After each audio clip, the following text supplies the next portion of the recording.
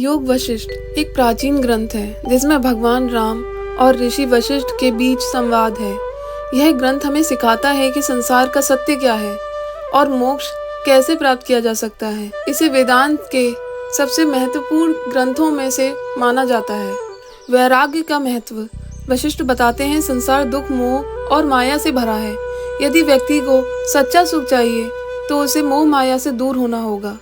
राम के सवालों का उत्तर देते हुए वशिष्ठ कहते हैं कि वैराग्य के बिना आत्मज्ञान संभव नहीं। मन की भूमिका। मन ही बंधन और मोक्ष का कारण है। यदि मन शांत और नियंत्रित हो जाए तो व्यक्ति आत्मज्ञान प्राप्त कर सकता है। जैसे हवा से पानी में लहरें उठती हैं, वैसे ही मन की चंचलता से दुख उत्पन्न होता है। संसार की सच्चाई।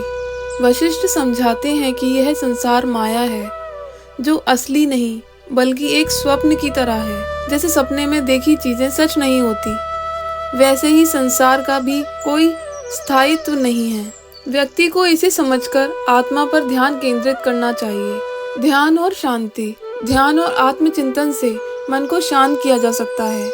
वशिष्ठ कहते हैं कि जैसे कमल का फूल पानी और कीचड़ में रहकर भी गीला और मैला नहीं होता, वैसे ही व्यक्ति संसार में रहकर भी निर्लिप्त रह सकता है। आत्मा का साक्षात्कार ध्यान के माध्यम से संभव है। मोक्ष की प्राप्ति। मोक्ष का अर्थ है आत्मा को जन्म और मृत्यु के चक्र से मुक्त करना। जब व्यक्ति ब्रह्म के साथ एकाकार हो जाता है तो वह मोक्ष को प्राप्त करता है।